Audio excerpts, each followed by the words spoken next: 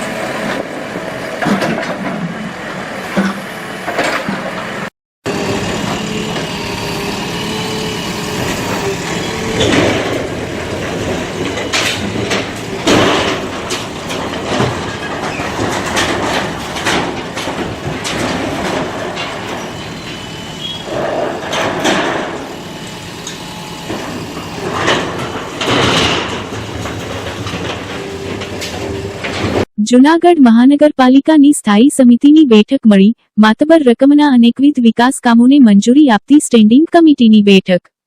ભવનાથ ક્ષેત્રમાં પ્રવાસીની સુવિધા અર્થે 350 કરોડનો અંદાજ સાથે ઓવરબ્રિજ બનાવવાની સરકારશ્રીમાં દરખાસ્ત કરવામાં આવશે।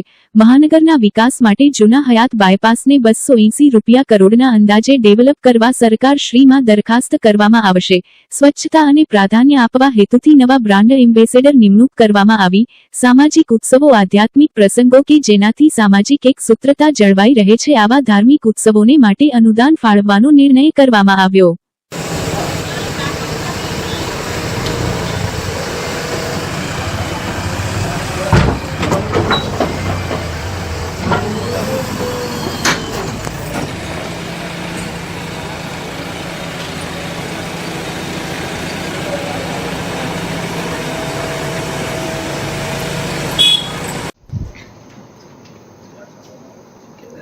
ક્યારે ખીજાણ હોય ક્યાંથી દાંત કાઢે?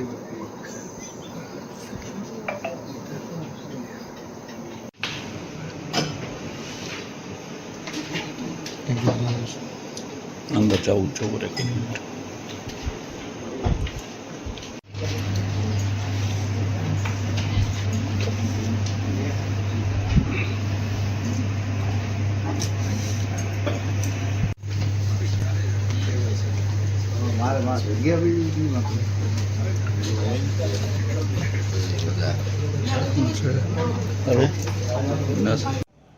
જી બેન, આજે સ્ટેન્ડિંગ કમિટીની બેઠક હતી, શું કહેશો? આજે સ્ટેન્ડિંગ કમિટીની અંદર અમે અલગ અલગ મોટા કામોને મંજૂરી આપી છે. એમાં એક ભવનાથ ક્ષેત્રમાં જે પ્રવાસીઓની સુવિધા છે એ સુવિધા જળવાઈ રહે એટલા માટે ભરડાવાવથી અશોકના શિલાલેખ સુધીના ઓવરબ્રિજ એની જે દરખાસ્ત આવી હતી કમિશનરશ્રી તરફથી, તો એ 350 કરોડની 350 કરોડની જે છે દરખાસ્ત એ અમે મંજૂર કરી છે. આ ઉપરાંત જે મહાનગરના વિકાસ માટે જે જૂના હયાત બાયપાસ છે એને ફોર ટ્રેક કરવાનો, એટલે એની જે 280 કરોડની જે દરખાસ્ત હતી એ દરખાસ્ત પણ અમે મંજૂર કરી છે અને એમાં એક જૂનાગઢ મ્યુનિસિપલ કોર્પોરેશન આ કામ કરે એવી અમે એમાં ઉમેરો કર્યો છે.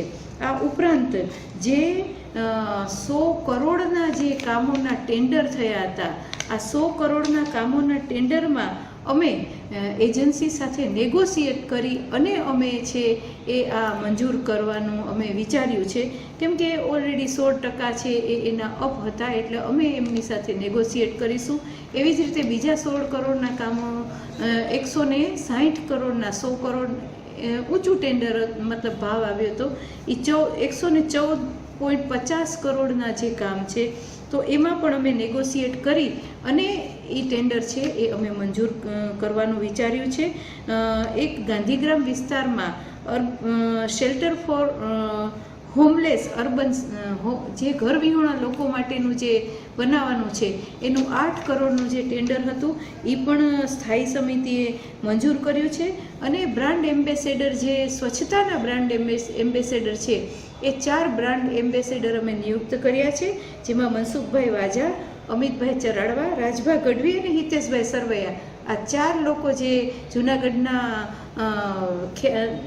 વિખ્યાત લોકો નામ મતલબ એમનું એક નામ છે, તો એવા લોકોને અમે સ્વચ્છતાના બ્રાન્ડ એમ્બેસેડર તરીકે નિયુક્ત કર્યા છે. એટલે આ રીતે એ ઉપરાંત શહેરમાં જે રખડતા ભટકતા ગૌવંશ છે તો એને પકડવાની કામગીરીના ટેન્ડરની શરતો પણ અમે સ્થાયી સમિતિએ આજે મંજૂર કરી છે. આવા વિવિધ વિકાસલક્ષી કામો છે એ સ્થાયી સમિતિની અંદર મંજૂર કરવામાં આવ્યા છે. રખડતા ઢોર માટેનું કઈ રીતનું ટેન્ડર ને શું એમાં પ્રક્રિયા છે? એનું મતલબ રખડતા ઢોરોનું ટેન્ડર આપણે બહાર પાડશું અને મતલબ એ હવે ફી વગેરે હવે નક્કી થશે, પણ એની ઘણી 50 જેટલી શરતો છે. એ 50 શરતો આપને મળી જશે, અહીંયા વાંચવી શક્ય નથી એટલા માટે. આજે જૂનાગઢ શહેરના દોલતપરા વિસ્તારમાં ઉનાળાની સિઝનમાં છેલ્લા 1.5 મહિનાથી આ જ વિસ્તારનું સેવાભાવી ગ્રુપ બાપા સીતારામ ગ્રુપ દ્વારા છાશ વિતરણ કરવામાં આવે છે. આજના દિવસે જૂનાગઢ શહેરના પૂર્વ ડેપ્યુટી મેયર શ્રી ગિરીશભાઈ કોટેચા તથા જૂનાગઢની જાણીતી સેવાભાવી સંસ્થા શ્રી સત્યમ સેવા યુવક મંડળના પ્રમુખ શ્રી મનસુખભાઈ વાજાએ ખાસ મુલાકાત લઈ સમિતિની આ ભગીરથ સેવાને બિરદાવી અભિનંદન સાથે શુભેચ્છા પાઠવી હતી. ભારત માતા કી જય, વંદે માતરમ, જય જય ગરવી ગુજરાત. હું કહું તને કહું કરું